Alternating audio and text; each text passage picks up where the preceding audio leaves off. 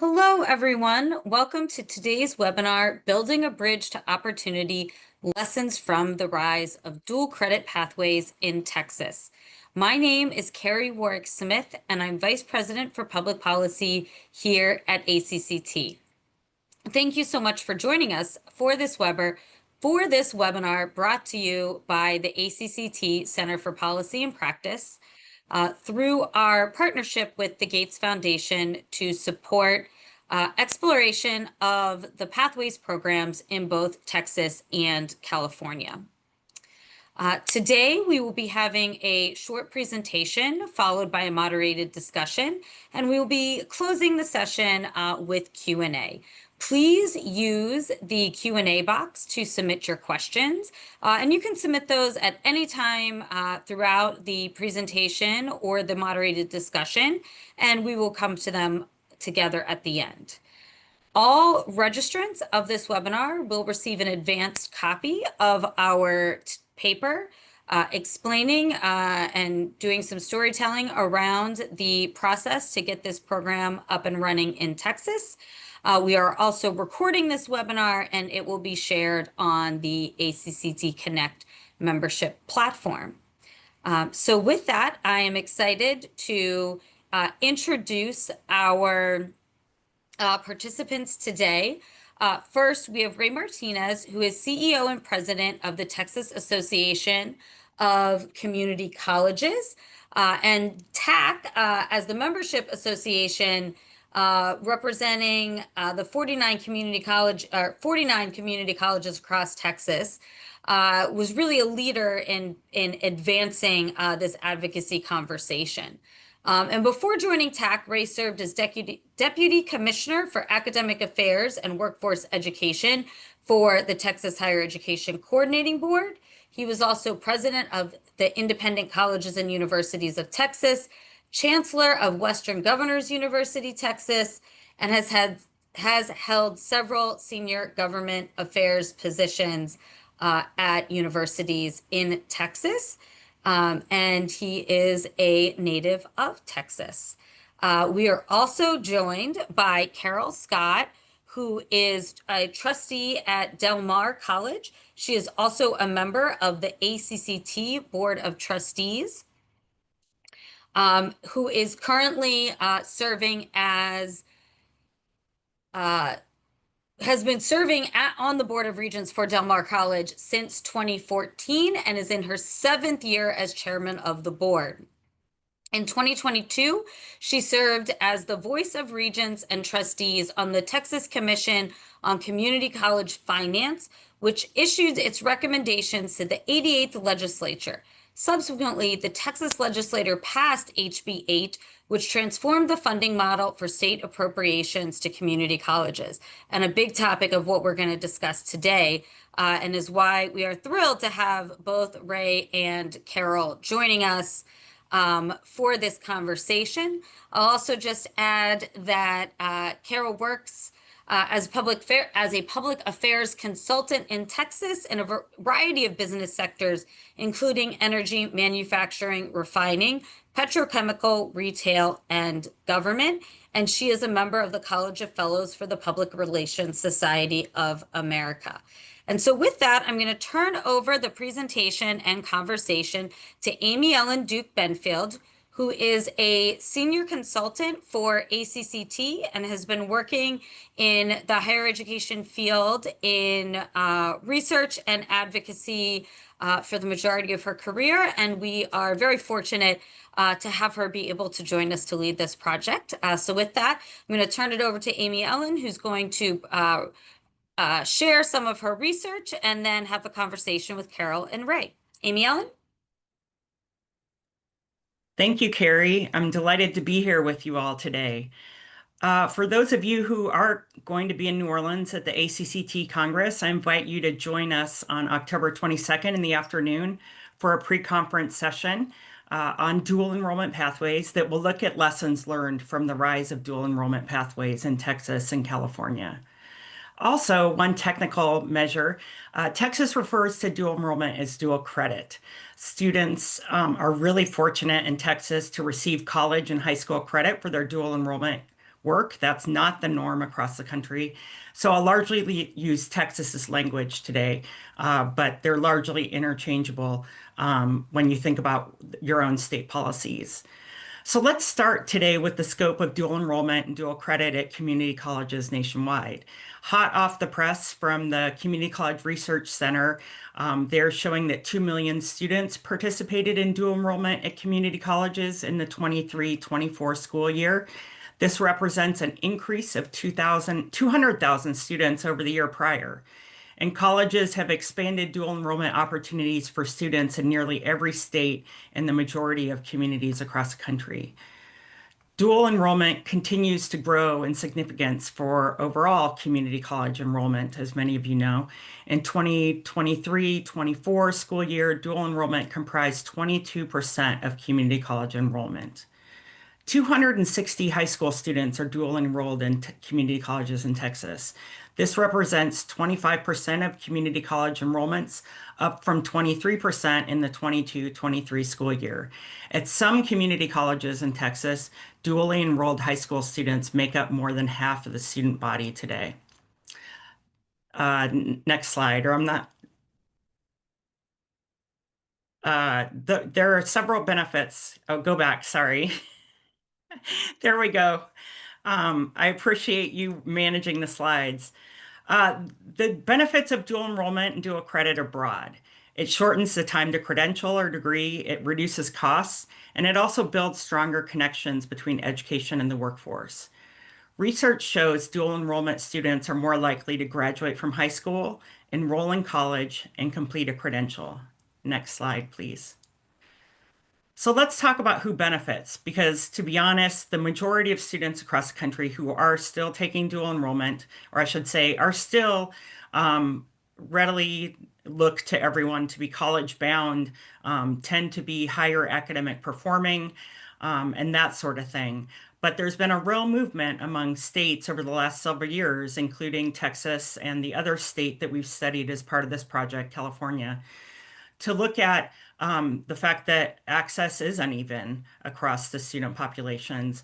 And what's really interesting is even though underrepresented students participate at lower rates, low income and first generation students see the most significant gains from dual enrollment. Next slide, please. So let's dig into Texas. Over the past decade, Texas has aligned policy, funding, and local practices to support dual credit pathways. In 2015, legislation lifted enrollment limits, which expanded access to more students, including younger ones. Later in the decade, the state required local school districts and colleges to embed advising and quality expectations in their dual credit MOUs. And then in 2021-22, community college trustees and presidents, state legislators, business voices, including Carol Scott on this call, came together to redesign the state's community college funding formula under the guise of the Commission on Community College Finance, which culminated in House Bill 8, which is a prominent phrase thrown around in higher ed policy over the last few years. It established a performance-based funding model that rewarded colleges for multiple outcomes, including for students completing 17 semester credit hours of dual credit in a pathway. The legislation also created the Financial Aid for Swift Transfer, or FAST as Texas calls it, program that makes dual credit free for low-income students and affordable for all. This represents a sizable financial investment in dual credit that I hope that Ray will tell us a little bit more about. Texas's experience shows that making dual credit accessible, affordable, and connected to clear pathways can open doors for underrepresented students while building a stronger workforce pipeline. Texas offers valuable lessons in its journey to expand access to dual credit pathways that I think all states can learn from. A few of those that we highlight in the paper are one, to make dual credit coursework free. This may seem like a not the most nuanced or sophisticated finding, but the fact is not all states offer free dual credit or dual enrollment coursework. And this is a really big deal when you're talking about that the majority of Texas high school students, as tends to be the norm across the country, are economically disadvantaged and they are underrepresented among dual credit participants. So, by providing free coursework, Texas eliminated the most significant barrier to dual credit access by making it free for low income students and capping the price for all other students. Just 1 year after implementing FAST, Texas saw a 22% increase in students enrolled in dual credit. It's also really important to ensure that dual credit coursework is embedded in a coherent pathway that leads to credentials of value and/or transfer to higher levels of post-secondary education. Research shows structured sequences tied to credentials and transfer yield stronger outcomes than random course taking. By making dual credit purposeful and structured, pathways are especially powerful for first generation and low income students. Texas's new funding formula, which we'll talk about in a little bit, rewards colleges when students complete a 15 credit college and/or career pathway. So right there, that's talking about additional money for credentials and careers, or credentials and degrees, which makes a big difference to help ensure that dual credit courses propel students forward in their careers. Another observation that some of the college presidents and trustees that I interviewed talked about is that HB8 really made a big difference in terms of colleges offering dual credit coursework. Um, Previously, dual credit coursework had been disproportionately in the academic transfer realm. There are a combination of outcomes-based funding that rewards CTE credentials like welding, nursing, IT, advanced manufacturing, the areas that Carol focuses on in terms of petrochemical and that sort of thing. So that combination of outcomes-based funding and financial aid for low-income students really transformed the environment here. Investing in dual enrollment pathways strengthens a state's workforce and economic competitiveness. This is, the bottom line is dual credit pays. In terms of linking high school, college, and careers, it's reducing the time and cost to students and in some ways to institutions as they complete industry recognized credentials and degrees while ensuring more students reach key post-secondary milestones. When pathways are aligned with regional demand, they produce job-ready graduates who attain and attract employers. That's also something that we've heard repeatedly in some of the discussions that we've had with folks in Texas. And that expanding access to dual credit pathways to low-income students really broadens that talent pipeline that we need to make sure is expanded in an area of skilled labor shortages. Another thing that's unique about Texas is that they really integrated dual credit into the state's broader strategic vision. Texas has long recognized the importance of increasing dual credit participation to meet its post-secondary goals and remain economically competitive. The state's most recent strategic plan, Building a Talent-Strong Texas, calls for 60% of Texans aged 25 to 64 to achieve degrees, certificates, or other post-secondary credentials by 2030. The state sees, or state policymakers and community college leaders see dual credit as a crucial component of ensuring that Texas meets these goals. Another important lesson that Texas offers us is that it's essential to ensure students have the academic supports they need to succeed. High school and colleges have often offered academic supports and advising for dual credit and enrollment students on an ad hoc basis. Since 2017, Texas rules have mandated that all dual credit students receive advising, college readiness guidance, and access to support services like tutoring to help them complete courses. Oftentimes, these services are now funded through the extra resources provided by the community college funding formula that incentivizes dual credit. A couple other lessons I want to share before I turn it over and we have a little discussion is I do think an important part of the story is that Texas was able to build a strong coalition motivated by student success. With the Texas story, you see the importance of legislation, the importance of relationships and how strong leadership with a commitment to broadening student access and success can lead to substantial legislative changes and investments in dual credit. The dual credit provisions in HB 8, and I know that Carol and Ray will talk a little bit about this, but they emerged from extensive stakeholder engagement and reflected really a broad consensus that had been built over several years. Community college and university leaders, education advocates, business leaders, obviously the Texas Association of Community Colleges, the Texas Higher Education Coordinating Board, and students all rallied behind the goal of expanding access to dual credit pathways for underrepresented students. People trusted one another. Actually, that's something I really remember from a conversation with Ray, and that the results were much greater than if anyone had tried to go out on their own and advance these policies. One final lesson I want to offer is to develop a plan to upskill teachers to ensure that they have the qualifications to teach dual credit. This is a nationwide challenge. We learned it in our research in California as well. Many states that are expanding their dual enrollment offerings struggle with the lack of qualified teachers, as high school teachers who teach college courses have stricter credential requirements to teach that college level coursework in their subject area. Legislation passed in Texas's most recent session requires a study on the capacity of the state's workforce to teach dual credit courses because they are running into some challenges about supply of qualified teachers. And then the final lesson I would offer is that it's important, and I think this is something that presidents and trustees can be engaged with, is to invest in research for case making.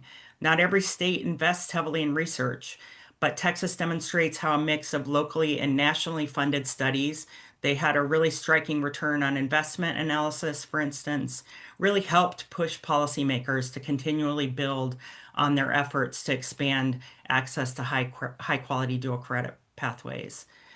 I think it's important to note that Texas's story illustrates with buy-in across the board from political leadership, state agencies, school districts, community college presidents and trustees, education advocates, and business, comprehensive dual credit policy and practice reforms are within reach. Community college trustees can play a critical role in shaping policies and partnerships to make dual credit opportunities possible. They can set clear institutional priorities by championing the adoption of dual credit as a strategic goal in board policy and the college's strategic plan. They can also ensure broad access to dual credit or dual enrollment by prioritizing underserved students through tuition and fee policies. By supporting dual credit and dual enrollment pathways, community college leaders can expand access to higher education, accelerate student access, and help secure their state's future. So at this point, I want to turn the conversation over to Ray and Carol, and hear a little bit more about how the HB8 changes came about.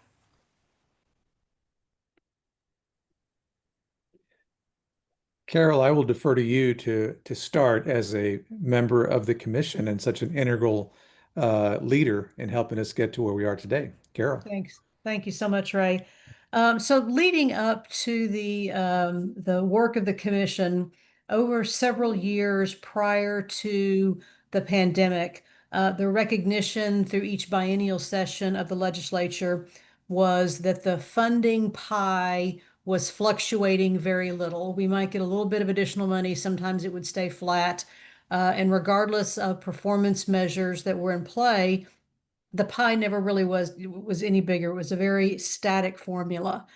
And so the decision was made through conversation within the trustees and presidents and CEOs to make the big ask. And the big ask was to create a commission for community college finance, coming on the heels of what was a public education commission that had done some pretty heavy lifting revamp work in the public education mode.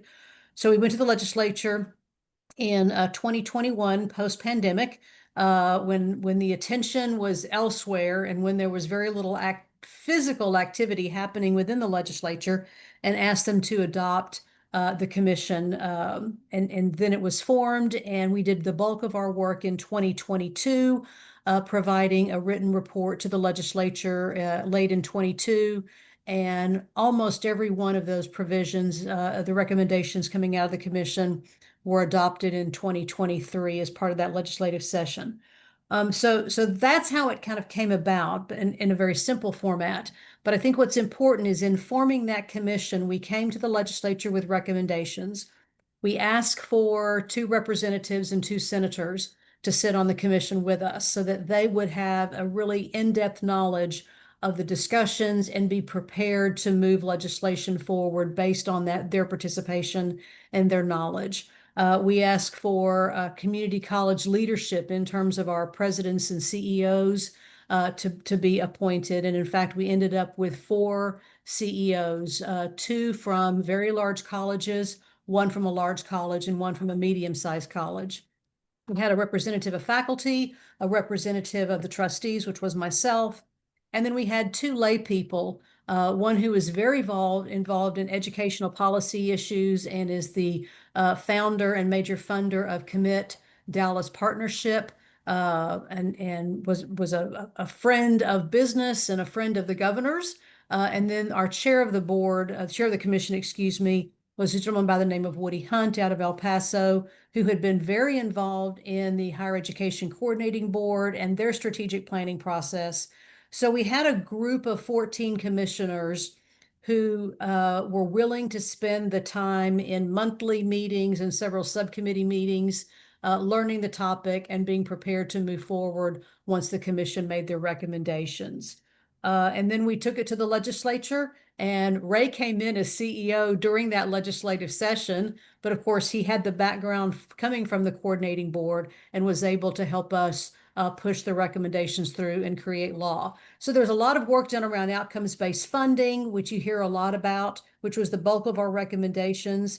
But for today's conversation, the work around dual credit and the expanding of access and funding for dual credit programs was a big lift.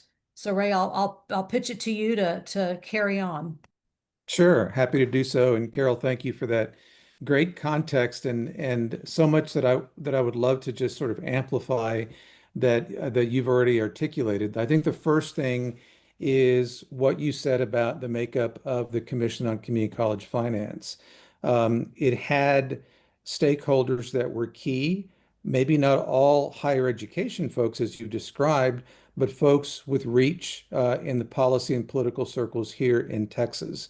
So the commission itself was very well comprised, and the work of the commission itself was done in a very serious manner. As you mentioned, I was helping to staff the commission as Deputy Commissioner for Academic Affairs and Workforce Education for the first 8 or 9 months of the work of the commission before I moved over in late 2022 over to TAC as the President and CEO. So I have this unique perspective, having seen it as sort of one of the staff members helping you all as commissioners to be able to get the work done and to look at outcomes-based funding formulas in other states, find out what Tennessee, Ohio, and many other states had done, what mistakes they had made, what they wanted to do different, that would ultimately create a model that was unique to Texas. And that's what your recommendations ultimately that you issued as a commissioner or as a commission on that 12-member commission in November of 2022, those recommendations were sent to the legislature.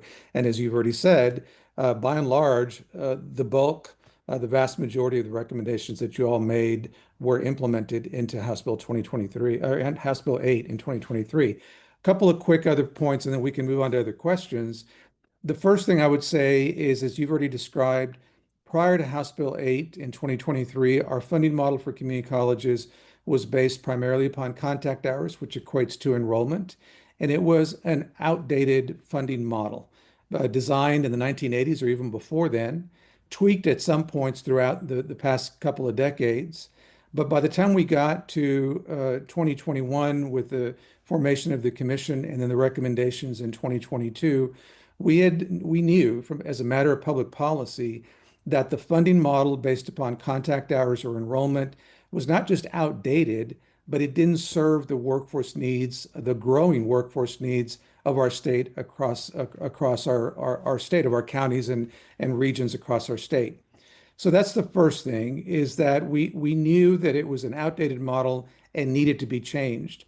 The other realization that came into play at about the same time, roughly 2020 through 2023, was the fast growing population of our state. And folks have heard me talk about this before. But in 2022, Texas became only the second state in our country to surpass 30 million residents in the state of Texas. And we're now up to about 31 million, by the way, because we continue to be the fastest growing in terms of sheer population state in the country. And so with this growing population, the good news is we're getting, and most of it is in-state, if you will, or state-to-state domestic population growth. We were getting more potential workers for our state, but we also were realizing that we may not have the skill set needed, the training needed for the jobs that were emerging in our state's economy. And that was something that was of great interest to our legislature, is to ensure alignment between post-secondary outcomes and the needs, the skill set needs of our business and industry across the state, whether it's a local business or whether it is a business with a statewide footprint.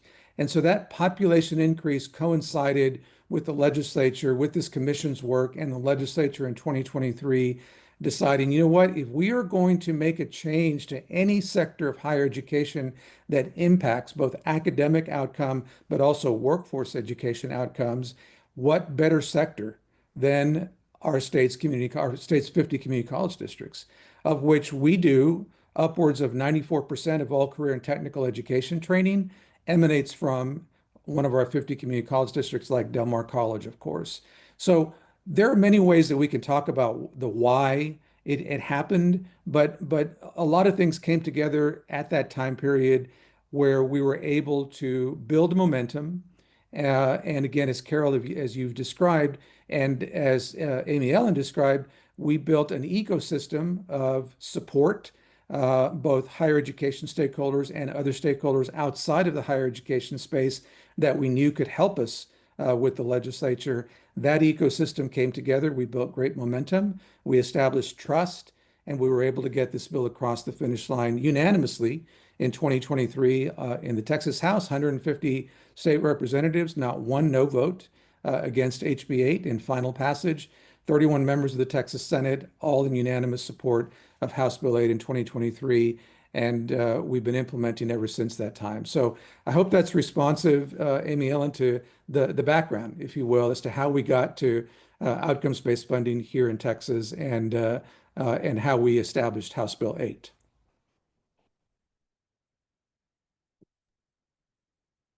I'm muted.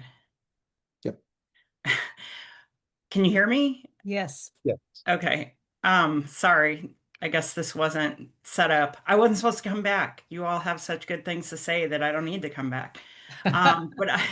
That's a great description of HB8, you two. I was wondering if you could talk a little bit more about the implications of HB8 policy changes on dual credit.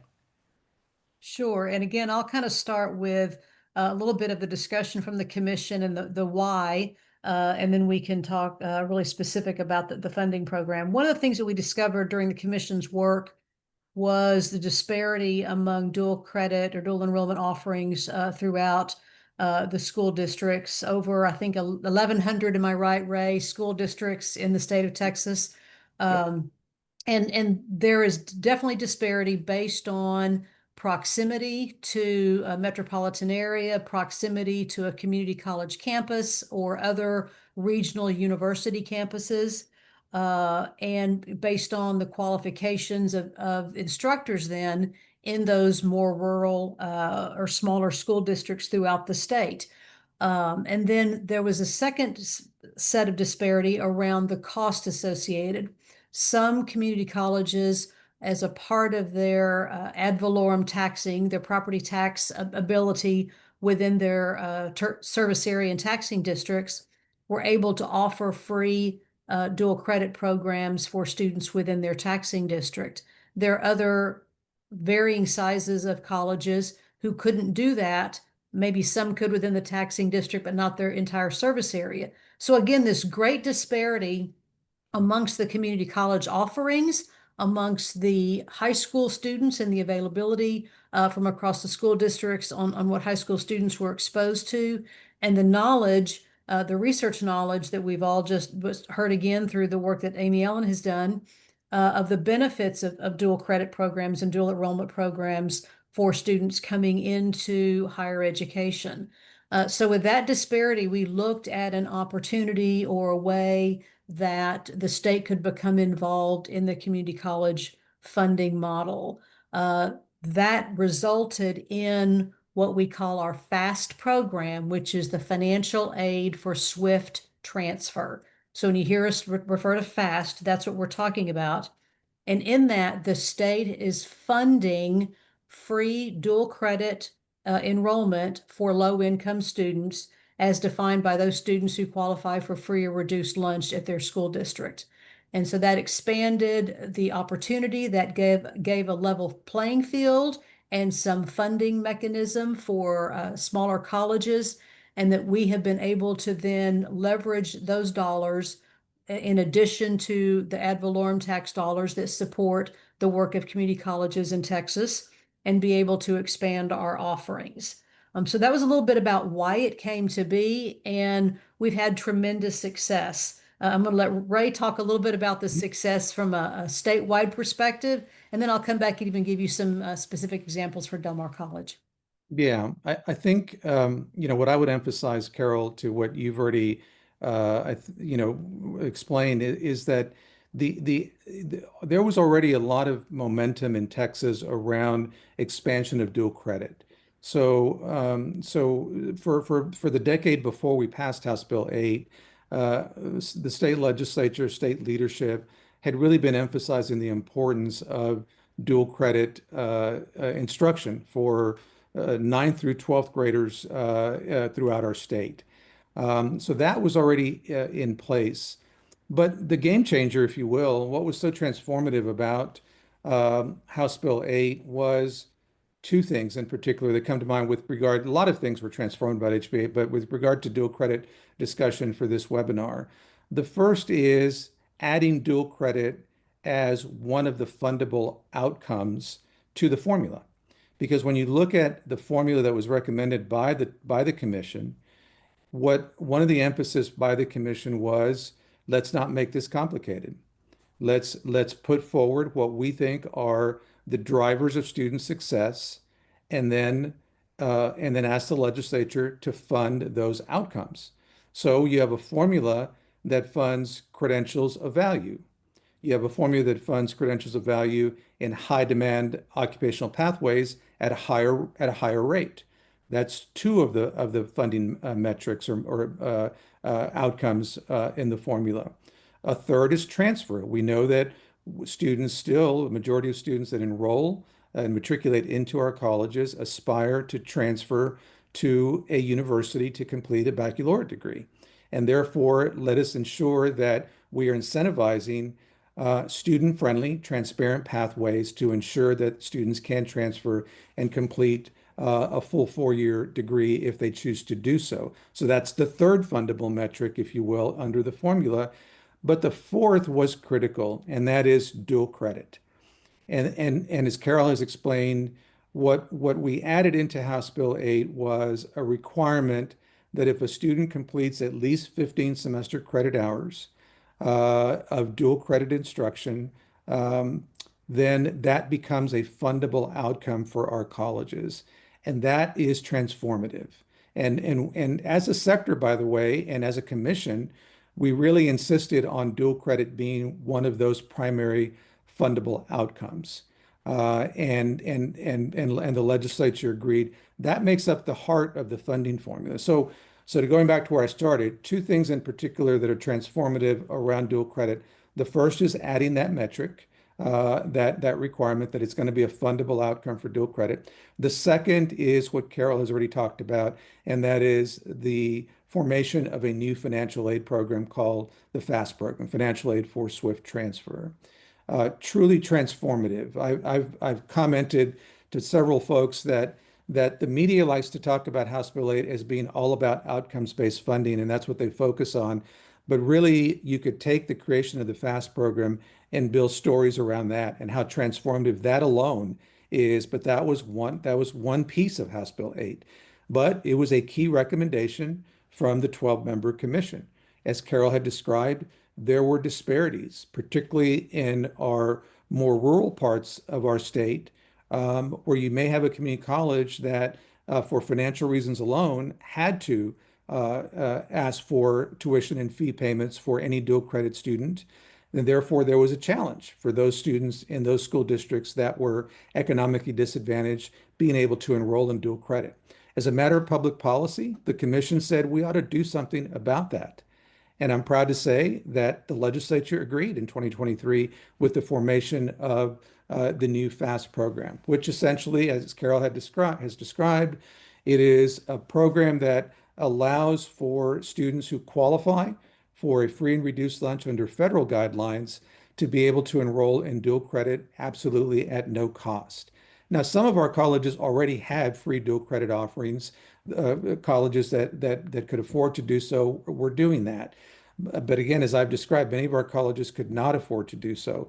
This became a game changer because the state now reimburses our colleges who participate in the FAST program. And at last count, pretty much all 50 community colleges, it's not mandatory, but pretty much all 50 have chosen to participate in the FAST program. In return for that, in return for some level of state funding, the college has to agree to cap tuition and fees for those students who don't qualify for free and reduced lunch who are enrolled in dual credit. In some cases, some of our colleges have just moved towards free tuition and fee for all dual credit students as a result of this program, irrespective of whether they qualify for free and reduced lunch. So across the board, it's been a game changer. And as Amy Ellen already described in her opening comments, we've seen a very substantial uptick in dual credit enrollment across the state. I think Amy Ellen mentioned about 22% uptick in dual credit enrollment since the passage of House Bill 8 and the creation of the FAST program. And of course, that varies from college district to college district. I know of some college districts, as Amy Ellen said, where dual credit enrollment makes up at least 50%, maybe more, of their overall student enrollments. And for others, it's lower than that. But overall, we've seen the FAST program, and again, the adding of the dual credit metric to the formula as truly transformative, true game changers for dual credit enrollment across our state. Again, even though it was already emphasized as a state priority, we've been able to transform it because of what we did with House Bill 8. So Carol, with that, maybe I'll turn it back to you for additional comments. Sure. There was a suggestion in the Q&A or in the chat that we bring up that the state, as part of this funding, has also set a maximum tuition rate for the community colleges and universities to participate in that FAST program. So the FAST program is available to universities as well as to community colleges. It flows through the student to then the provider of that dual credit work. Through some funding mechanisms between the Texas Education Agency and the individual students. But the point is that they have set a maximum rate, and so there's now a level playing field amongst all of the community colleges and the universities around that funding as well. Specifically for Del Mar College, I want to talk a little bit about headcount because folks want to understand the impact, not just in percentages, but in sometimes in headcount numbers. Prior to 2023, we would hover around 2,500 students in our fall enrollment for dual credit. Within the first year, we jumped to over 2,700, then it was almost 3,100, and now we're at about 3,700 students who participate in dual credit. And so for us, that 3-year change in dual credit fall enrollment headcount was 43%. So it has made a significant difference. And we've expanded not just the number of students, but the number of school districts within our 4.5 county service area that participate in our dual credit programs. So it has been truly a game changer in that regard for us. I think, and then I think the final comment here on this particular question, and again, I don't know if Amy Ellen is going to jump in or if we just continue the conversation, Carol. I'll go with whatever direction we get from Amy Ellen. Do you want me to continue on dual credit, or do you want to move to a No, different keep the question? dual credit. Keep going. I love this. Got it.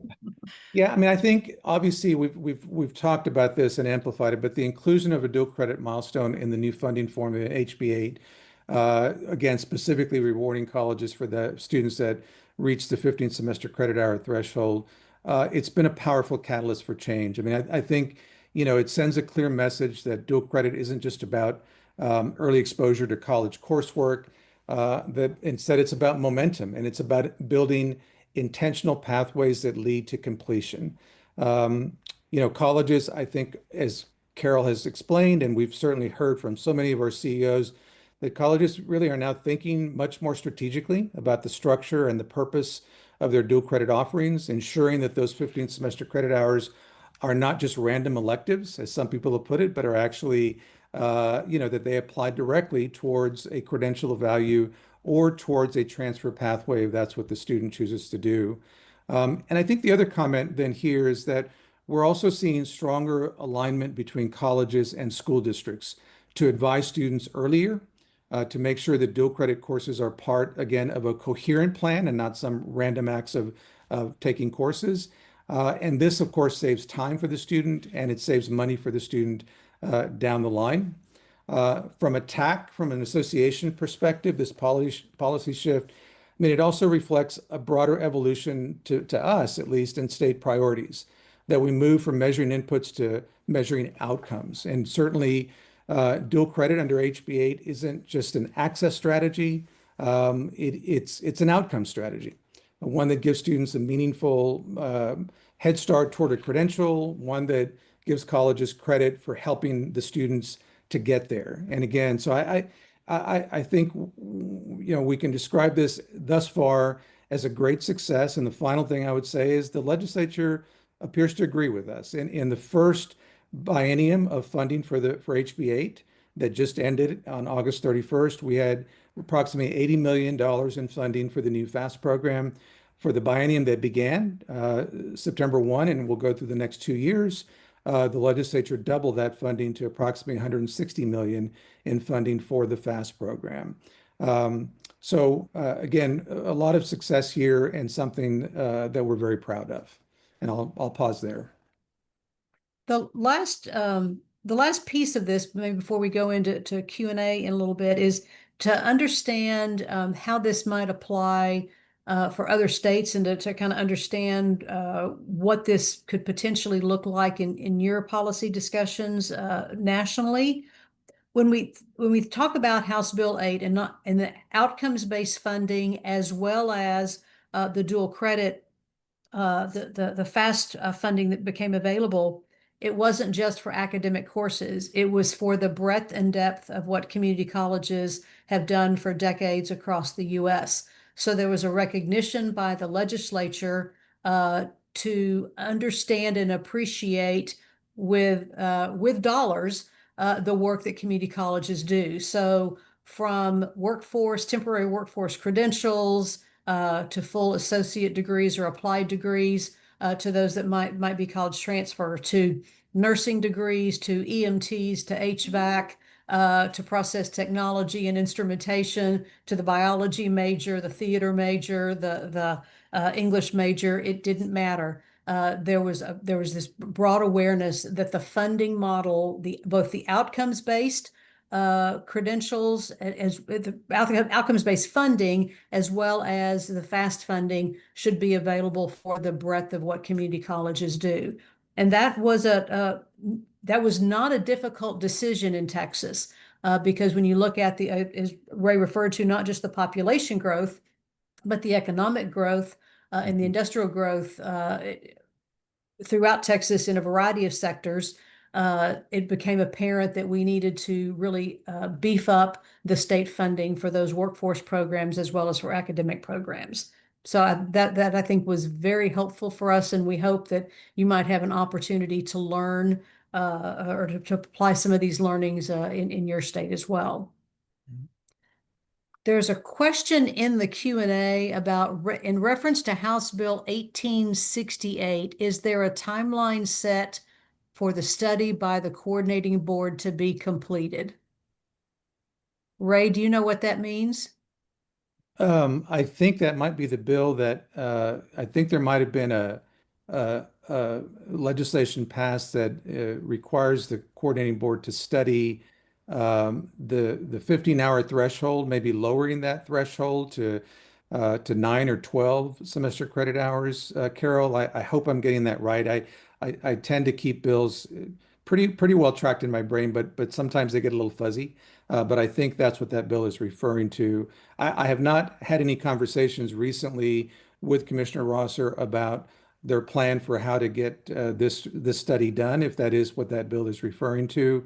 Certainly, we'll be a part of that, and we'll have a voice in that particular in that particular work as they put a study together, get input from stakeholders, and then I assume make recommendations to the legislature for that. So we'll monitor it closely.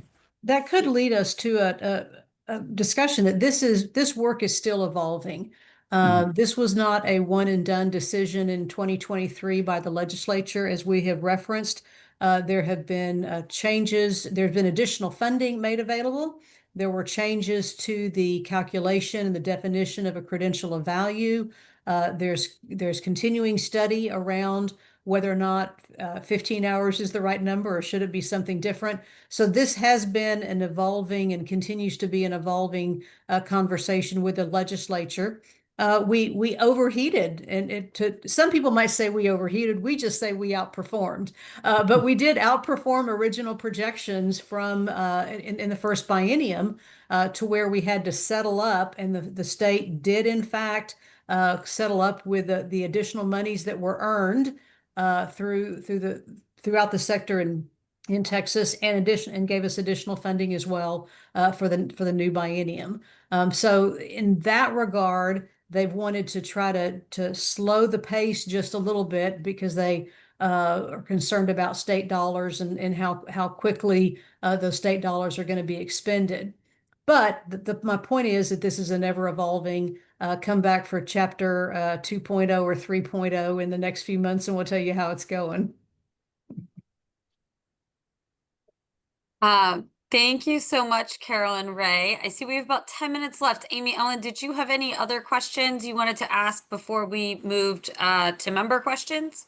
No, let's open it. All right. Well, I'll kick it off with one of my own, and I will encourage everyone else who's online to put them in the Q&A box.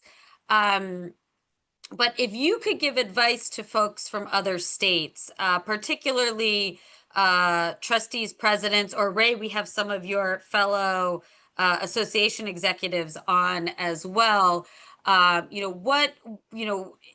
What would you advise them? I mean, obviously, I don't think we expect any state to just take cookie cutter version of what another state has done. But, in terms of embarking on the process, particularly when it comes to funding, what would your advice be? Yeah. Yeah, I mean, I think, well, thank you for that great question, Carrie. And this is an ongoing conversation. I've been very privileged to be invited to, to conversations with other stakeholders in other states to talk about what are some of the things that we've learned that can be shared and perhaps implemented in other states, particularly those that don't have an outcomes-based funding model in place or not one that is fully in place. I mean, I think there's a lot we can say here. I think the first thing that comes to mind for me is maybe that we have to start, or a state has to start, with a shared definition of success. And I think in Texas, for us, I think that came through the work of the Texas Commission on Community College Finance, so that Carol was a part of. As she described, it brought various stakeholders together to the same table, and for a year had, I think, very candid, very transparent, very informed conversations about what can we do in Texas that's unique to our state, but that builds upon the success that other states have had, like, again, Tennessee and Ohio being among the states that have had an outcomes-based funding formula in place longer than most other states. What can we do to learn from their experience? So that shared definition of success, I think it really started with the work of the commission and the leadership that was provided, and that carried over. I mean, again, the best way I can say that from a TAC perspective, our association, we carried that shared definition of success over to building that ecosystem, because we knew that as a sector alone, we couldn't go to the legislature and say, please go pass this funding formula for us. We had to go to non-higher education stakeholders, those with reach and influence in the state legislature, and explain to them, here's why. It's not just a higher education imperative, It is an economic development imperative. It is a future of the state of Texas imperative, and build that case and have them during the legislative session, during key moments, make the case for us with their own constituency and with their own reach into various pockets of the legislature. So we built upon the work of the commission in defining that shared definition of success. And then I think the other thing is just to build incentives around outcomes that matter to students. I think that was front and center again for the commission as well. So they knew that we couldn't just reward colleges, or we couldn't continue to reward colleges on enrollment alone, that we had to do it on outcomes that mattered for student success, and that's where we landed on dual credit transfer and overall credentials of value. And then I think the third thing I would say is maybe keep K through 12 and higher education aligned as much as possible every step of the way. We're still working on that. I agree with Carol. This is a work in progress. And a lot of what's happened on the higher ed side, we're still trying to connect appropriately to what happens with K through 12, particularly secondary education here in Texas. But we're working on that. We're building that alignment, making it stronger. That's also an important place for other states to start. And I'll pause there if Carol wants to jump in.